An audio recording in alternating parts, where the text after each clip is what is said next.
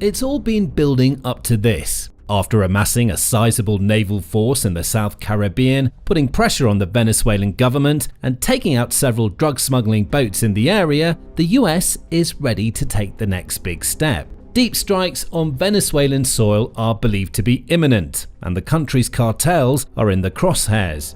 In the next few weeks, the world may see the first of these strikes take place, signaling the start of a much more aggressive strategy in America's war on narcotics. Here's a look back at how this point was reached, what official sources are saying, how likely these strikes are to take place, and what might happen next. In late August, US President Donald Trump ordered a large and powerful flotilla of Navy vessels to the South Caribbean Sea, not far from the coastline of Venezuela. This was the beginning of a major US push to combat drug smuggling cartels in the region. The flotilla was made up of at least 8 warships with F-35 fighter jets and 4,500 to 5,000 personnel. It was one of the biggest displays of US strength in the Caribbean in decades, and it wasn't just there for show. Days later, US forces took out the first of several vessels that were reportedly transporting narcotics across the sea, with alleged links to Venezuela's Tren de Aragua cartel. The US promised further strikes to follow, with Secretary of State Marco Rubio announcing, "Well, this is a counter-drug operation. We're going to take on drug cartels wherever they are and wherever they're operating against the interests of the United States." The White House also stoked tensions with the Venezuelan government, led by Nicolas Maduro, who has repeatedly claimed that America's actions are all part of a larger scheme to force him out of power and bring about a regime change. Maduro has also mobilized militia forces far and wide across his country, as well as flaunting Venezuela's military strength on several occasions, sending F-16 jets to fly by America's warships and conducting training exercises in the Caribbean. But the US has not backed down. It's gone on to target additional vessels believed to be smuggling narcotics and even conducted its own military exercises too.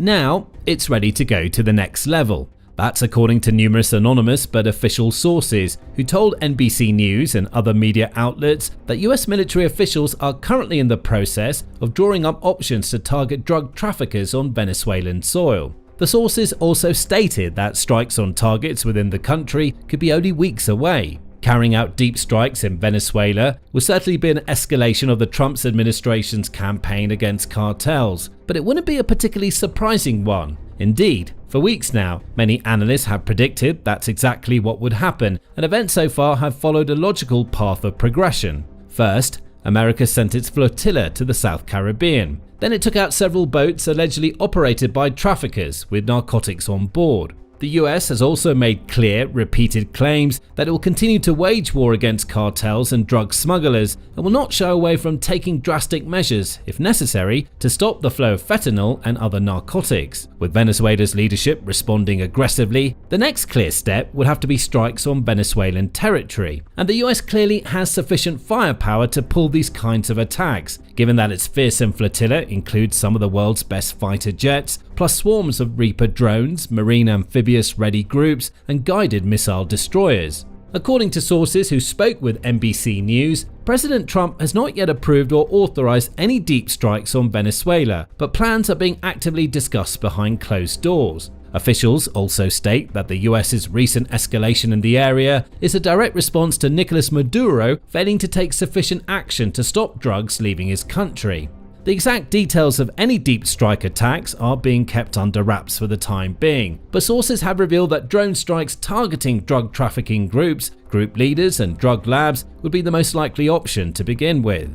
As such, it's likely there won't be any large-scale missile attacks, bombing runs, or American boots on the ground in Venezuela anytime soon. But drones may be used to take out the cartel's key figures and facilities. The White House has been asked to respond to these reports, but simply referred outlets to President Trump's previous statement. We'll see what happens. Venezuela is sending us their gang members, their drug dealers, and drugs. It's not acceptable. President Trump has been weighing up the option of strikes inside Venezuela for some time now, with CNN reporting back in early September that the US president was considering a range of options to target and weaken the Latin American cartels operating in the country. And if looking back even further, there's a growing mountain of evidence to suggest that this is all part of a carefully planned long-term campaign against cartel operations. Earlier this year, for example, the Trump administration designated multiple cartels as foreign terrorist organizations, with the White House stating, "The cartels functionally control, through a campaign of assassination, terror, rape, and brute force, nearly all illegal traffic across the southern border of the United States. In certain portions of Mexico, they function as quasi-governmental entities, controlling nearly all aspects of society. The cartel's activities threaten the safety of the American people, the security of the United States, and the stability of the international order in the Western Hemisphere. Their activities, proximity to and incursions into the physical territory of the United States pose an unacceptable national security risk to the United States." Shortly after that, Trump granted permission for the US military to carry out lethal operations against the cartels the administration had officially designated as terrorist groups. In other words, the US shifted from treating drug smugglers not as mere criminals but as enemy combatants to be eliminated by any means necessary. And President Trump appears eager and determined to push on with the campaign and deal bigger blows to the cartels in the days and weeks to come, with one White House official telling reporters, "If there is an opportunity to kill terrorists, he will immediately give them the green light to do so." Another senior official stated that Trump is prepared to use every element of American power to stop drugs from flooding into our country and to bring those responsible to justice. While deep strikes seem increasingly likely, there's still a chance they might not occur. Reports also state that talks are currently taking place between the US and Venezuela, with the aid of Middle Eastern intermediaries. Maduro has allegedly spoken to these intermediaries and revealed some concessions he would be willing to make in order to remain in power. Some Trump administration officials have also expressed disappointment at how the United States military maneuvers thus far have seemingly not had any big impact in terms of weakening Maduro's grip on power. Because of that, the administration is said to be thinking very carefully about its next steps and will not make any big decisions lightly. Talks between the two nations may yet prove sufficient to scale down the conflict and prevent further actions. Maduro has openly stated that he would like to help the United States hunt down leaders of the Tren de Aragua drug cartel, which is reportedly based in Venezuela but appears in various countries across the Americas. The group has even spread all the way to Canada and is involved with extortion, prostitution, illegal mining, robbery, kidnapping, weapons trafficking, and human trafficking, on top of narcotics trafficking. The Trump administration has made Tren de Aragua one of its top targets since the president entered office, with hundreds of Venezuelans based in the US and believed to have links with the cartel arrested and deported to El Salvador prisons. According to reports, the Venezuelan president made this proposal to US envoy Rick Grenell earlier in September. Maduro also wrote a letter directly to President Trump, in which he refuted the idea that Venezuela is a major source of illegal drugs headed to the US, and also urged Trump to enter discussions in order to ease tensions between the two nations. "I respectfully invite you, President, to promote peace through constructive dialogue and mutual understanding throughout the hemisphere." At the same time, Maduro and his government have not exactly proven themselves to be trustworthy people up to this point, and relations between Venezuela and the US remain highly strained. Maduro, for example, has made numerous proclamations about what he calls the empire of the United States attempting to overthrow his regime. Meanwhile, the US has made clearly exactly what it thinks of Venezuela's leader, with White House Press Secretary Caroline Leavitt stating, "The Maduro regime is not the legitimate government of Venezuela. It is a narco-terror cartel. In Maduro, it is the view of this administration, is not a legitimate president. He is a fugitive head of this cartel who has been indicted in the United States for trafficking drugs into the country." Given the highly tense and fractured relationship between these two countries, the idea of talking out may simply not be enough to achieve any sort of outcome the US is happy with. And if talking won't get the job done, military action may be the only path of action left open. Additionally, rather than toning down its rhetoric or showing signs that it wants peace and compromise, the Venezuelan government instead continues to get ready for a direct conflict with the United States. It's carried out numerous recruitment drills in recent days and weeks, calling on as many citizens as possible to enlist, take up arms, and do their bit to defend their homeland. Thousands of militia members have joined the ranks as a result, with many older people in particular donning their combat uniforms and taking part in basic training exercises, with many learning how to handle and fire rifles for the first time in their lives. Despite their lack of training and readiness, many of these people are entirely ready to fight and die, if needed, for the sake of their country. Speaking to BBC reporters, numerous new militia members spoke of their willingness to enlist, like 69-year-old Francisco Ojeda, who said, "If I have to lay down my life in battle, I'll do it. Even the cats will come out there to shoot, to defend our fatherland." 67-year-old Gladys Rodriguez agreed, saying, "We're not going to allow any US government to come and invade."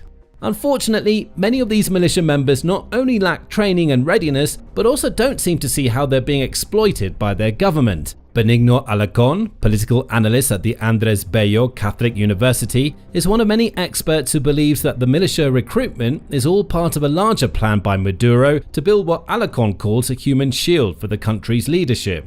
He argues that Maduro is hoping to get as many civilians enlisted in the armed forces as possible so that any US intervention in the country would likely lead to a greater loss of life, which would in turn paint the US in a negative light. In other words, Maduro wants to use his own people as cannon fodder, which is why he has no problem with senior citizens handling rifles without any prior training or experience. The Venezuelan president also continues to boast about his expanding force, recently claiming that over 8 million civilians have joined the militia. This figure is highly dubious and is likely to be an extreme exaggeration, but there's no doubt that citizens are indeed signing up in significant numbers and being dispatched to various locations around the country, ready to fight back against any sort of incursion or aggression on their territory. This is likely one of the reasons why the US doesn't currently appear to be planning any sort of boots-on-the-ground operation in Venezuela. It has thousands of Marines and sailors ready to deploy should the need arise, but sending troops into the country would be a very big, bold move that could have serious ramifications if firefights broke out between US forces and militia members. Instead, drone or missile strikes seemed the most likely and logical course of action, but could still have far-reaching consequences and lead to a major escalation of the situation.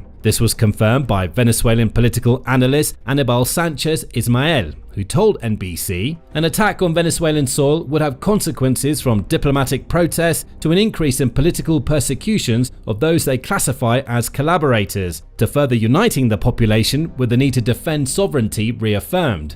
In other words, the situation could go one of two ways. Deep strikes on cartel targets may lead to the local population rallying against the government and even pushing Maduro out of power, or could instead have the opposite effect, unifying the people against the US. Either way, all the pieces are in place for the US to take things to the next level. All the necessary hardware and personnel are ready and waiting for their orders, and President Trump has seemingly made it one of his personal missions to combat cartels in this particular part of South America. Even dating back to Trump's first term, the Justice Department indicted Maduro on drug trafficking charges in 2020, with the administration accusing Venezuela's leader of collaborating with cartels that funnel cocaine and gang members across America's borders as part of a broader campaign of narco-terrorism. The Trump administration earlier this year also increased the reward for Maduro's arrest to a staggering $50 million, and clearly seems dead set on piling pressure on the president. The administration has also shown little interest in entering a dialogue with Maduro, with sources stating that Marco Rubio is just one of several administration officials eager to see a regime change in the country. And even when Maduro sent his letter to Trump earlier in September, the White House was quick to issue a stern yet clear response, with Caroline Leavitt saying, Frankly, I think there were a lot of lies that were repeated by Maduro in that letter, and the administration's position on Venezuela has not changed. We view the Maduro regime as illegitimate, and the president has clearly shown that he's willing to use any and all means necessary to stop the illegal trafficking of deadly drugs from the Venezuelan regime into the United States of America. In spite of all of this, the US is still collaborating with Venezuela in some ways. The two countries have coordinated regarding deportation flights from the US to Caracas, for example, and dozens of these flights have taken place already, removing Venezuelan citizens from America back to their country of origin. Rick Grenell, the US envoy in Venezuela, also reportedly continues to push for a diplomatic resolution to the situation, according to officials. Unfortunately, diplomacy doesn't appear to have made much impact so far, and it may be that the only language the cartels will listen to or understand is one of direct military action. The US has already proven it has the systems in place to gather the intelligence about the cartels' drug smuggling operations. It's located and tracked narcotics smugglers in their boats across the Caribbean Sea, hunting them down and taking them out with ruthless precision time after time. Following that logic, it's certainly within the military's capacities to gather intelligence about where those boats are being loaded up or where the drugs are coming from originally, identifying key targets on Venezuelan soil and carrying out more precision strikes to wipe them off the map. Indeed, it's highly likely that the military already has extensive intelligence about cartel facilities, trafficking routes, and smuggling networks far and wide across Venezuela. Priority targets have most likely been listed in preparation of upcoming strikes, and all it takes is a single order for drones or long-range missiles to be unleashed. In the blink of an eye, drug storage facilities, labs, transport vehicles, and entire smuggler groups could be taken out, dealing a huge blow to cartel operations not just in Venezuela, but across Latin America as a whole. Traffickers elsewhere may see the devastation in Venezuela and wonder if they'll be next in the firing line. And while drug trafficking will evidently never end, decisive action in the coming weeks could be enough to at least stem the flow of fentanyl and other dangerous narcotics onto American soil and into its communities. That appears to be the main aim of the Trump administration at this time, with Secretary Rubio recently stating, Because interdiction doesn't work. You want to stop these drug cartels, you have to make clear to them they're not going to get their boats here. Interdiction, they don't care about losing a boat. They don't care about losing some drugs. They've already factored that into their business model. What will stop them completely is if they know if they go out there, they're not going to make the journey. Look, this is an imminent, immediate threat to the United States. If you tell me there's a boat full of drugs headed towards the United States, to drop off drugs here and poison our people, that's as big a threat as if some, country was coming in to attack an American city. It needs to be stopped. The way it's been handled in the past hasn't worked. And boy, let me tell you something. You're not seeing nearly as many boats right now as you were a couple weeks ago. So it has worked and it will continue to work. And the president's very simple. He is not going to continue to allow these drug cartels to flood America with poisonous drugs that are killing our people indefinitely.